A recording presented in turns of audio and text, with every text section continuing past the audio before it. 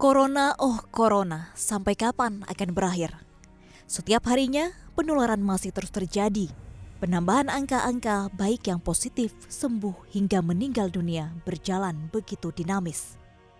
Di Indonesia, khususnya DKI Jakarta, Gubernur Anies Baswedan akhirnya mencabut rem darurat dengan masuk pembatasan sosial berskala besar transisi.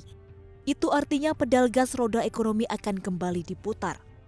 Di sisi lain, muncul pertanyaan, akankah lonjakan kasus penularan akan kembali terjadi?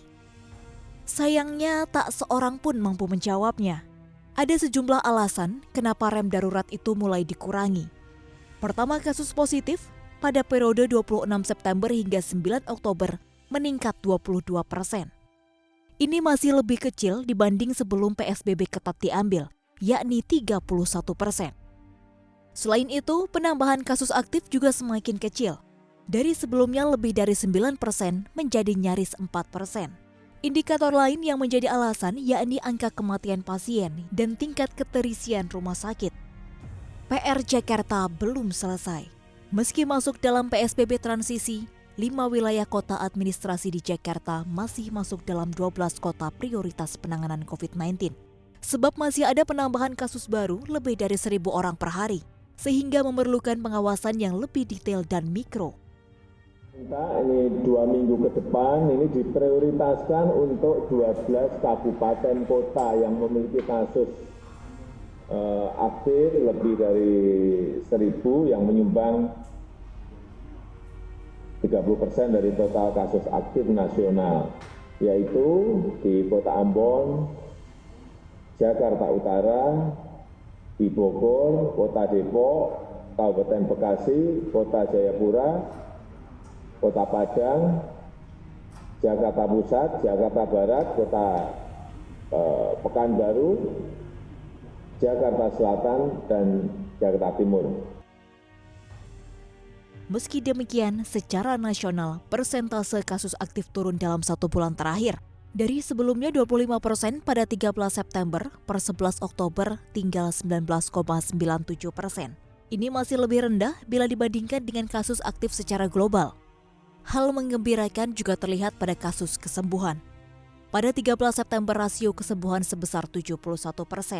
Itu di bawah angka global. Namun saat ini sudah berada di atas kesembuhan angka global yakni 76,46%. Namun rasio angka kematian masih di atas rata-rata global. Penanganan kesehatan sudah semakin baik, kita lihat jumlah rumah sakit juga semakin baik. Dan kita berharap dokter-dokter kita tidak kelelahan, Pak Tommy. Ya.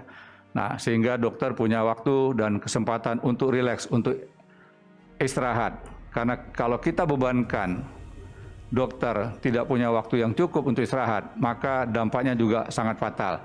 Jadi kita hanya diminta untuk patuh kepada protokol kesehatan. Angka yang cukup dinamis ini tentu mengkhawatirkan, apalagi jika berujung pada implementasi kembali PSBB ketat. PSBB ketat inilah yang membuat roda ekonomi berputar lambat. Terbaru, utusan khusus Organisasi Kesehatan Dunia, WHO Davis Nabarro menyebutkan lockdown hanya akan membuat orang miskin menjadi semakin miskin.